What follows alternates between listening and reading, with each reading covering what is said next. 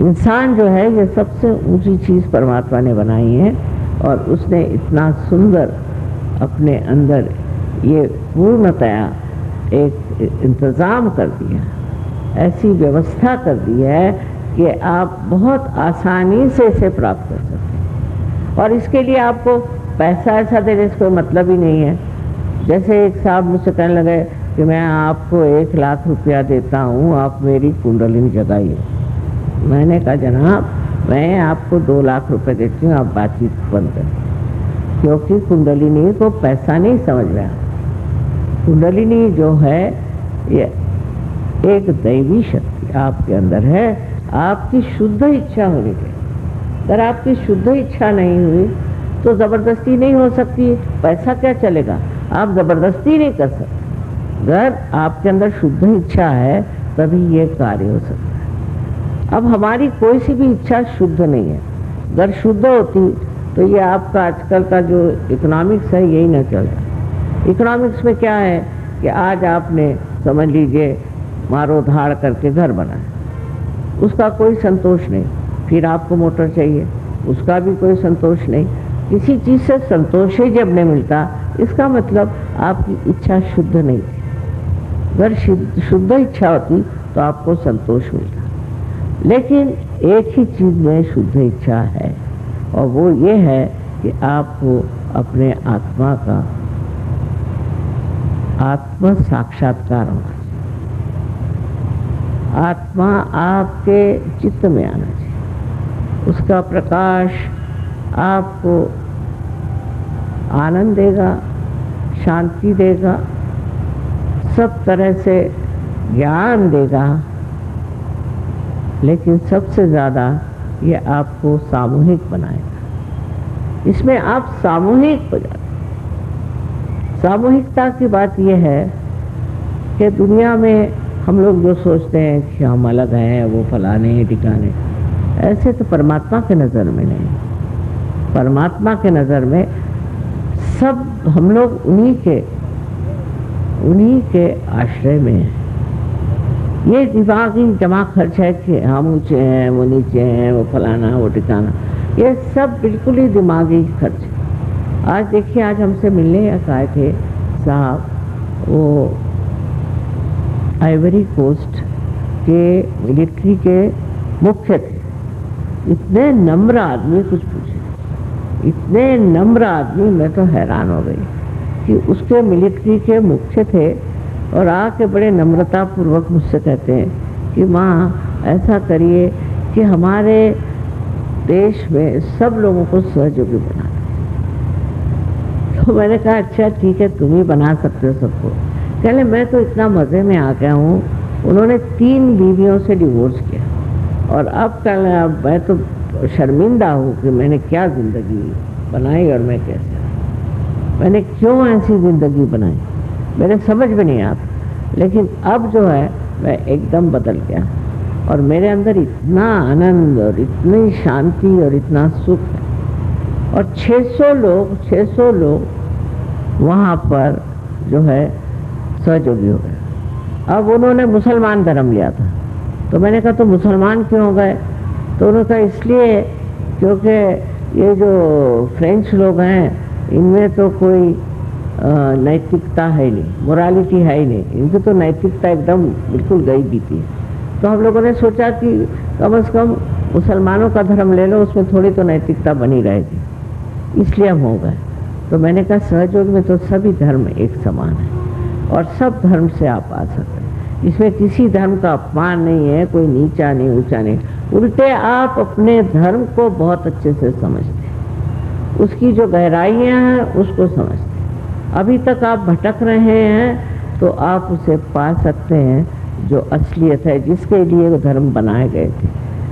जो लोग आजकल धर्म के नाम पे लड़ाई झगड़ा ये वो करते हैं, ये कैसे हो सकता है? हो ही नहीं सकता। तो गलत चीज़ है, और ये गलत काम इसलिए हो रहा है कि फिर से मैं कहूँगी कि अंदर एक कुबुद्धि आ गई, और ये कुबुद्धि ये कार्य।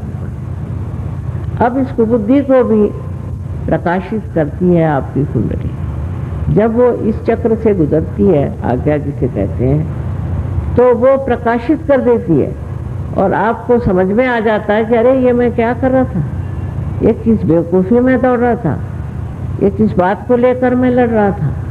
जब तक आप अपने को नहीं जानिएगा, आप सत्य को पहचान नहीं सकते और आप झूठी चीज़ में अपनी ज़िंदगी बर्बाद करेंगे, अपनी करेंगे, अपने बच्चों की करेंगे।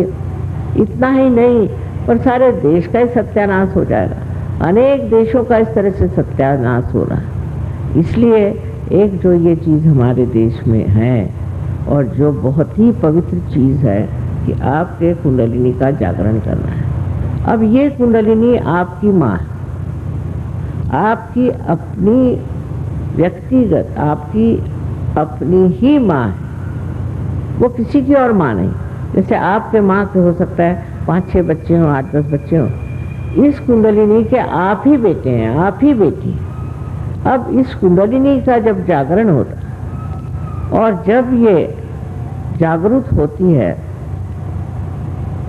तो इसको सब कुछ मालूम है आपके बारे में। इसके अंदर आपके बारे में सारा रिकॉर्ड है कि आप क्या चाहते हैं, आप क्या थे, आपने क्या क्या दोष हैं, आपके शरीर में क्या दोष है, कहाँ कौन सी तकलीफ, सब मालूम। उसको संभालते हुए ये आपकी माँ उठती है और आपको इतनी भी तकलीफ नहीं होती। आश्चर्य है, इतनी सी भी तकलीफ नहीं होगी क्योंकि ये माँ है। जब आप पैदा हुए थे तो माँ ने सारा दुख अपने ऊपर झेला था, आपको कोई तकलीफ नहीं दी थी। उसी प्रकार ये माँ है और जब इसका जागरण होता है तो किसी प्रकार की आपको तकलीफ नहीं होती, कोई परेशानी नहीं होती और आप एकदम कहाँ से कहाँ पहुँच जाते हैं। और फिर ये आश्चर्य होता है कि आप ऐसे थे, ये सब आपके अंदर था, इतनी संपदा थी, ये पता ही नहीं चला। और हर तरह से आपको फायदा था, जैसे शारीरिक, मानसिक, बौद्धिक और आध्यात्मिक, चारों स्तर पे ये चक्र कार्य करते हैं और सब तरह से ये मामला बन जाता है।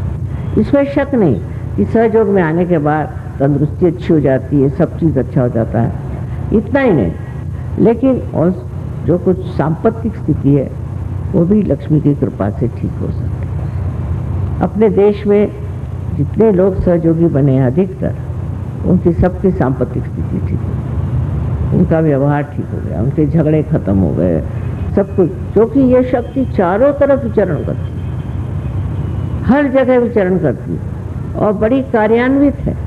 और इस शक्ति के सहारे हमारा बहुत कुछ भला ही नहीं लेकिन एक विशेष रूप का आदर्श जीवन बच जाता है। ऐसा जीवन कि जिसे देख होता है कि ये क्या एक आदमी है इस तरह का। ऐसे पहले कहते थे एक साधु संतों के लिए, आज तो सहयोग में इतने लोग बैठे हुए हैं और इतने लोग सहज में आए। ये इतने देशों में फैलने का कारण ये है कि सब देशों में एक प्रकार की बड़ी ग्लानि, एक तरह की निराशा और दूसरे बहुत ज़्यादा हिंसक वृत्तियाँ बढ़ गई। सो उसमें जो लोग थे जिन्होंने सोचा कि ये गलत है, सो वो सहज में आए। ऐसे बताते हैं कि 86 देशों में सहयोग फैल गया। हालांकि मैं इतने देशों में तो गई नहीं, सही बात है, पर जैसे बीज उड़ करके जाए जहाँ भी, वहाँ पौधा खड़ा हो सकता है, उसी प्रकार सहयोग फैल गया। और बड़ा आश्चर्य होता है कि वहाँ से लोग यहाँ आ जाएंगे और वहाँ भी आते हैं, इटली भी आ जाते हैं, पर मैं उनके देश में अभी तक नहीं जा सकती और हो सके तो कभी चली भी जाऊँगी।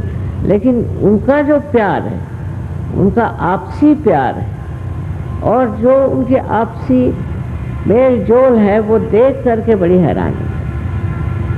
किसी एक आदमी के लिए भी, अभी बम्बई में जब बॉम्ब फूटा था तो एक लड़का था, हमेशा कहता था माँ मैं जीना नहीं चाहता, मेरी माँ बहुत खराब है, ये है वो है, बार बार यही कहता था। वही एक लड़की की डेथ हुई। तो सारे देशों में, इतने देशों में ये खबर हो गई और सब लोग दौड़ कर आए और पता लगाया कहाँ है, क्या है, ये वो। फिर वहाँ जाकर कहा कि साधु संत थे ये, तो उन्होंने कहा अच्छा हम तुमको ज़मीन देते, तुम चाहो तो इनको ना जलाओ, इसी में गाड़ो। ऐसे ऐसे लोगों ने वहाँ चिट्ठियाँ भेजी कि मैं तो हैरान हूँ। उसके बाद में अभी मैंने देखा कि हमारे भाई साहब की डेथ हो गई, बाबा मामा, उन्होंने बहुत लोगों को प्यार दिया था। इतने लोगों के फैक्सेस आए कि मैं अभी तक उसमें से गुजर ही नहीं पाई। इतना प्यार, इतनी बढ़िया बढ़िया बातें उसके बारे में लोगों ने लिखा कि मैं सोचकर हैरान हूँ। मैं नहीं सोचती थी कि ये इनका इतना प्यार लोगों में बटा हुआ है, इतने लोग उनको प्यार करते थे। तो ये सारा प्यार का माहौल इसमें आप आ जाते, सब आपको प्यार करते हैं, आप भी सबको प्यार करेंगे। यही सबसे बड़ी बात है सहयोग की, कि सहयोग की शक्ति जो है प्रेम की शक्ति, और इसके आगे कोई और शक्ति नहीं चल पाए, कोई इससे बड़ी शक्ति नहीं। जो प्रेम की शक्ति है उसी के एक बड़े भारी आवरण में आप हैं, और हमेशा आपका संरक्षण है। आपको कोई छू नहीं सकता, क्योंकि आपसे परमात्मा प्रेम करते हैं।